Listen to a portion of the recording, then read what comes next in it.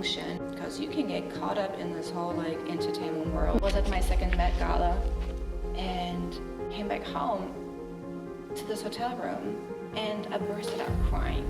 So I'm like, holy moly, like there's not even, like I could not even relate anymore to anybody. I could not talk. I wanted somebody basically who could experience the same moment with me, but I was alone. You sit down with yourself and automatically you don't even give yourself your own grace. There's still this like little voice in your head that says, I don't know. It's not good enough. It's not good enough. You need to go harder. And it drives you crazy. Don't stop. Yeah. You know, don't quit. You only like fail if you quit. And even failing is a good thing, right? Like you can quit and you can like start again. But if you really want it, ask yourself how much you want it.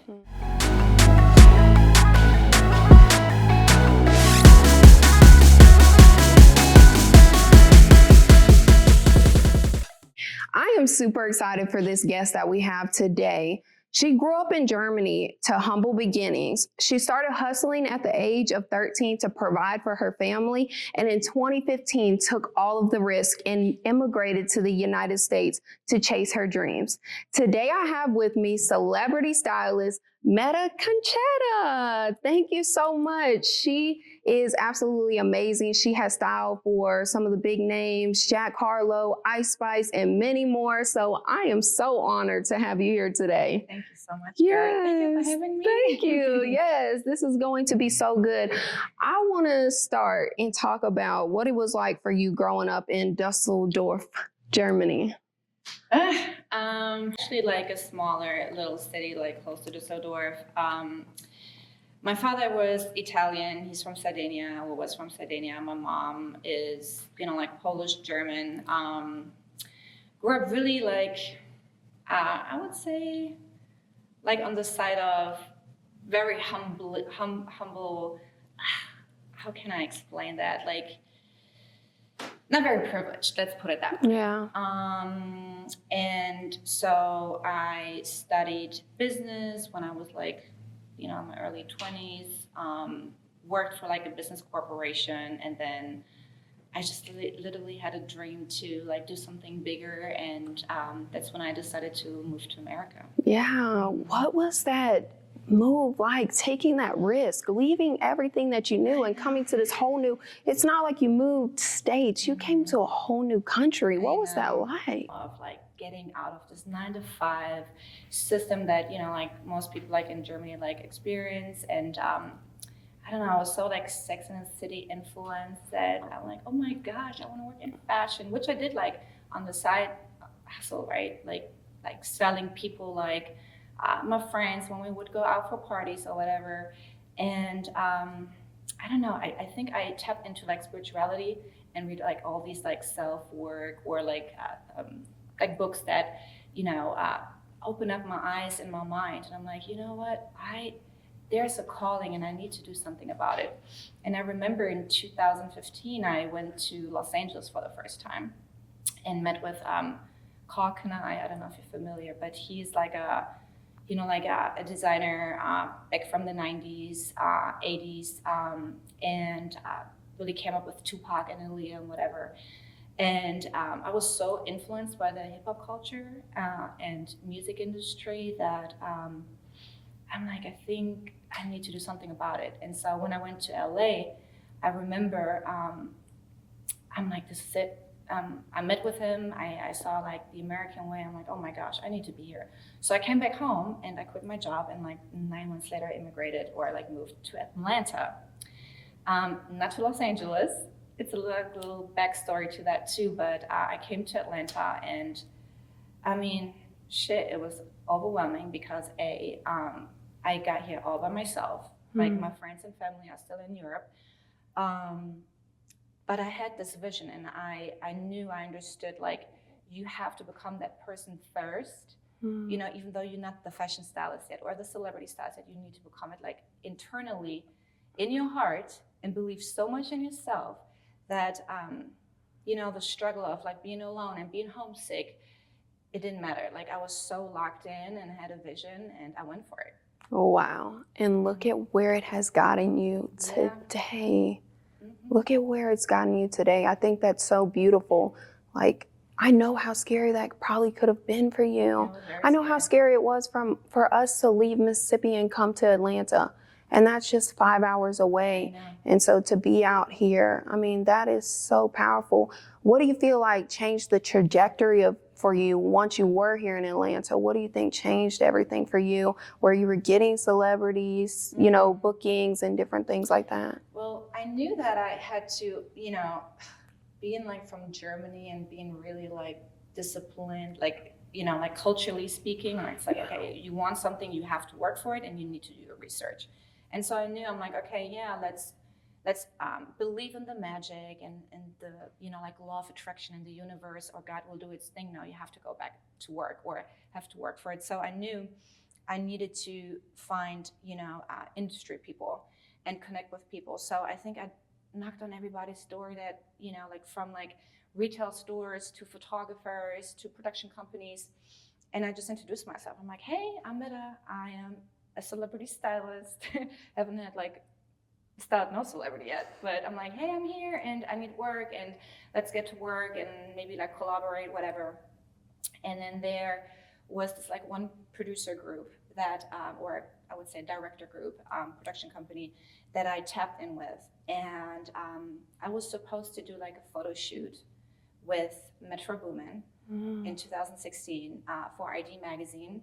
And the photographer that I reached out to, you know, he said, hey, I like your stuff and let's work together. I never did anything fashion. I just, you know, shoot like, you know, music artist. And so we did like I would say like a test shoot with another like model, whatever. He liked it. And then he said, I have a job. Let's shoot Metro Boomin for ID Magazine. He couldn't do the job though. And then, you know, like I gave that job to Ji Wong, and he was one of the director group, Motion Family.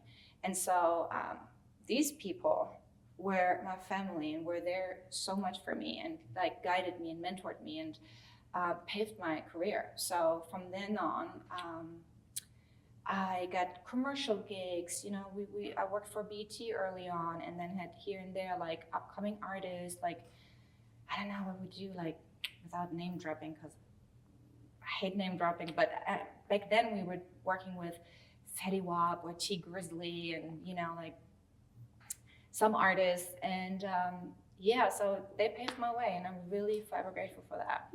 That is so powerful. Just knowing like what you came from and what you're creating for yourself and currently still creating for yourself.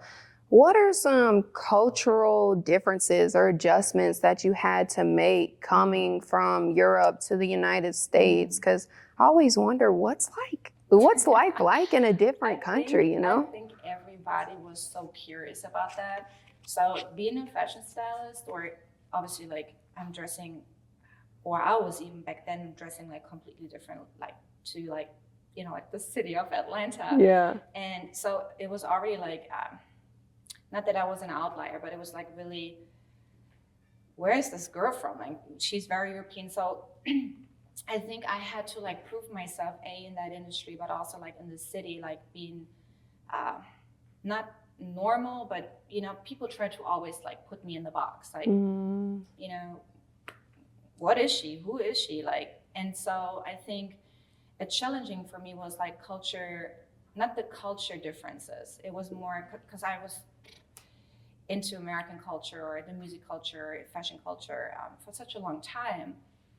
But I think it was my English still to the day. I'm like, I have this thick accent, and people sometimes thought it was cute, but also made fun of me. So I had to adapt, especially like in the industry that I was working in, to the culture of, you know, to like lingo.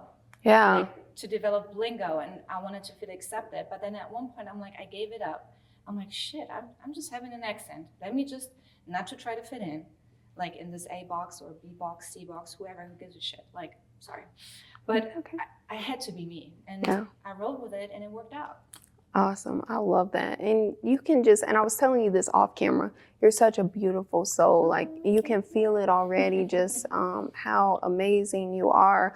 I want to talk about what is the most difficult thing about being a celebrity stylist? What have you found in this industry that has been difficult, through your success? Well, when you're a stylist, you have to cater to the artist like 24/7, depending on how often you work with somebody, right? Like if you're designated like stylist, like a day-to-day stylist, you give up all of your energy to that person because it sounds like so glamorous to say, oh, I'm styling somebody, but it takes more than that. Like you have to like bring all your energy into that, like maybe sometimes embrace people like with confidence and like it's like almost mothering, right? So it took a lot of energy at time, depending on projects, right? If you work with certain like producers, like people have attitudes and people have also like not always good days. So I'm very sensitive, straight up, very emotional. It's the Pisces in me. I can't. Me too. Me too. So I felt sometimes really like I could not basically divide these two things. When people say like, hey, don't take things personal, it's business, like, take your emotions out of it and like bring them back home, whatever. But sometimes I couldn't because I'm also a human being, I'm not a robot. And so I think it was energy for me that has been like drawn from me. And I sometimes took things personal and I learned from that. And now I know like, oh shit, anything, whoever had like a problem or, like would give me like critique, it was not personal. It was just like about the work. And I had to figure that out. That is it's so hard to separate that though, especially for someone that's empathetic, who's, emotional, wears their heart on their shoulder. I'm very much the same. Right. And you have to have tough skin to get through entrepreneurship in general. Tough skin. Yes, like but very also tough. Being a woman, right? Like, I think like artists or, like people that are so predominantly like I work in the music industry. So being also a woman working with male artists for the most part, it was like, okay, I have to also like put this mask on, right? So for protection, I wanted to be like, I wanted to feel like they take me serious and like just based on my looks or whatever. So I had to also make sure the way I dressed was not too sexy or flirtatious or whatever, right?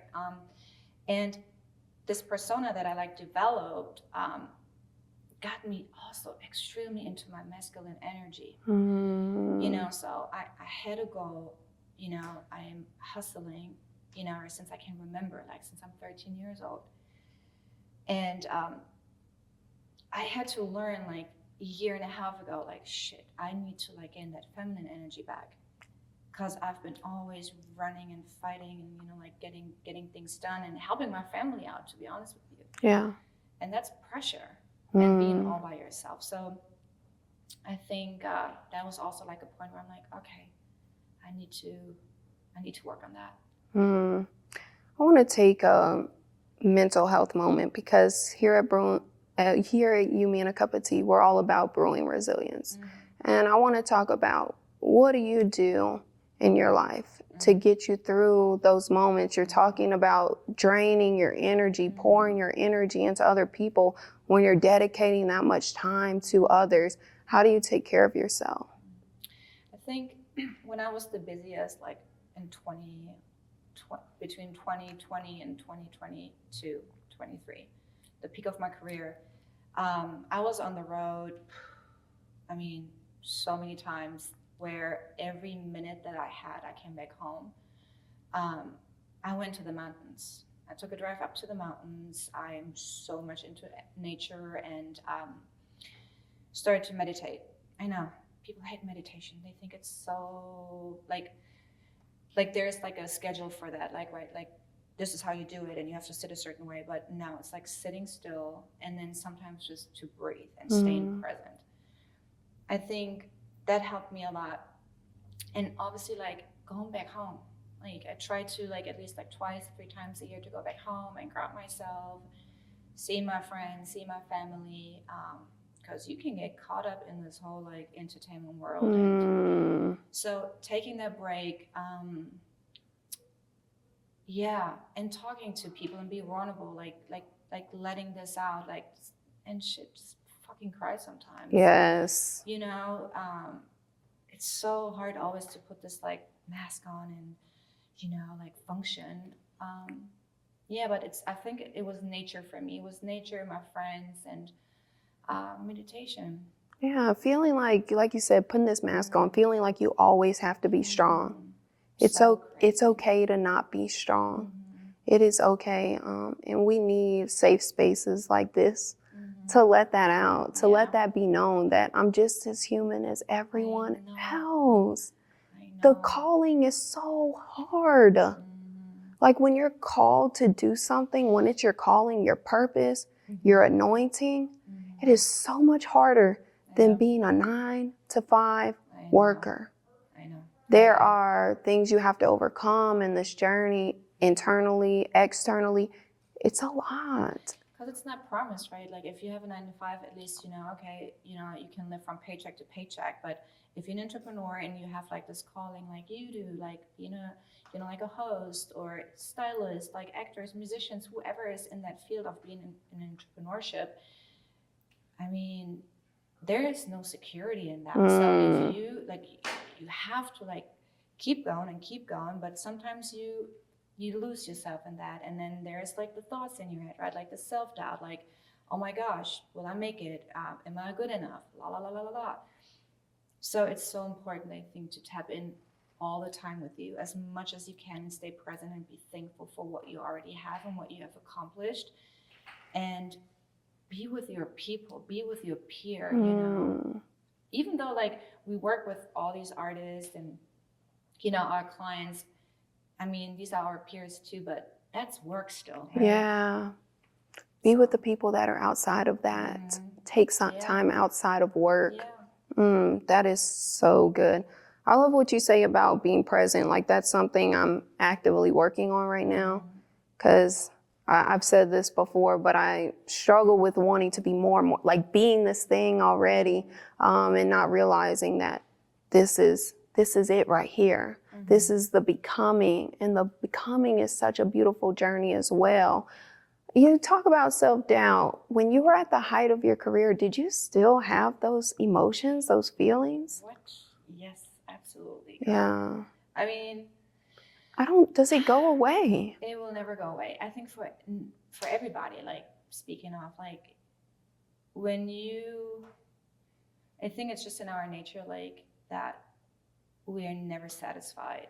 We're never satisfied with what we have, you know, like there's always like a bigger car, a bigger house that you want, like a nicer bag, you know, like a bigger vacation, like, and we're like in this like, you know, era of like always showing off on like social media and like constantly competing with others instead of like, you know, just being grateful for what we already have. Like we have our lungs, we can breathe, we wake up, we can walk, we're able to do anything, right? So sometimes it's so cliche to say, but the small things matter.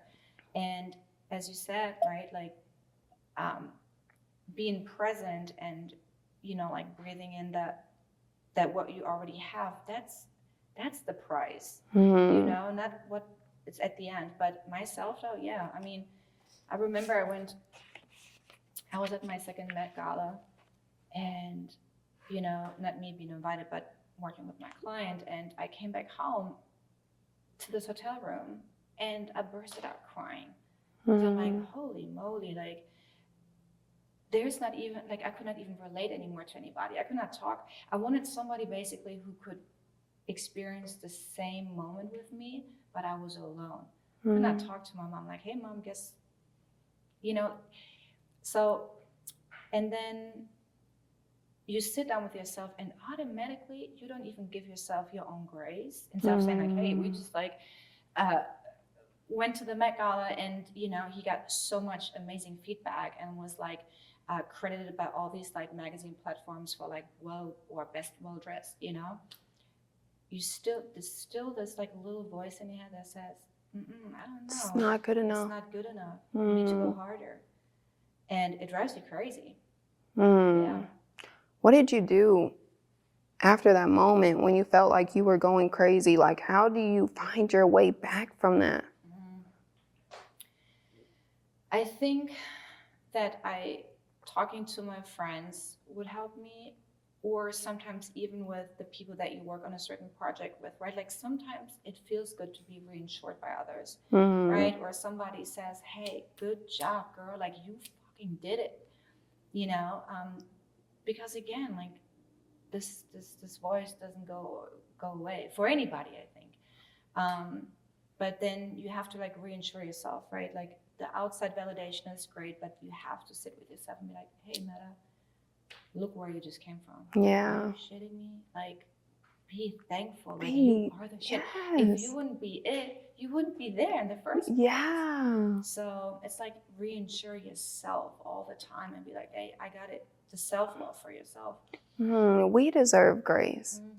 We don't extend ourselves enough grace. I know me, I'm always like, okay, I could have said this better. I could have done this better. I could have this. And I'm like, girl, like more than half of people that look at you would want to like be doing this right now. Would want to be, you know what I'm saying? Would want to be, you know, inspiring people, would want to be, and you're judging every little thing. Have grace. Like have grace for yourself in every season that you're in. I got to find my grace sometime, Lord have mercy. I'm preaching to myself right now, Lord. But, you know, we have to have grace. I want to know what you would tell anyone that is like you from a different country that wants to come to America to chase their dreams. What is advice that you would give to them to keep going, to get through that transition? Just don't stop. Yeah. You know, don't quit. You only like fail if you quit. And even failing is a good thing, right? Like you can quit and you can like start again. But if you really want it, ask yourself how much you want it. Like what is the sacrifices that you bring into this, so you can accomplish it. Just don't quit, you know, work hard and believe in yourself and everything will follow. Like, big fan of manifestation, obviously. I think everything that I manifested like happens, and this really works. Yeah. It's not just a saying. So yeah, everybody can do it. I'm not that special. You know, everybody can do that. Yeah. From any background, from whatever you want to do, you can do it. Yeah. I think when you do it with the right intention, put God first, like trust in God and just know that what's meant for you is going to be for you. I know. It will work out. Yeah, it will work out. Like you said, we're not that special. Like anyone could have this if they really like stick to it and maybe work we're hard. All special, though. Yeah, right? Yeah, maybe that's the right term. Like we all special. We're all destined to do something great. Everybody has the same chance. I believe that. I love that. Thank you. People need to hear that. Yeah. People need to hear that today. I think people get so stuck in their circumstances, where they're at right now, their experiences, and they don't think that they have a chance, and they do. They do. So thank you. Thank you so much for sharing with me today. Like this has been so good. Just knowing more about you. You know, people know your work, but they haven't heard you yet. And you're such a powerful voice. Thank you. Thank you so much. Let everyone know where they can connect with you and follow you. They can follow me on Instagram. Okay. It's Metta Conchetta. And yeah. Awesome. Thank you so much for coming to another episode of You, Me, and a Cup of Tea. Make sure you like, subscribe, and comment, and we'll see you in the next one. And make sure you shop the tea.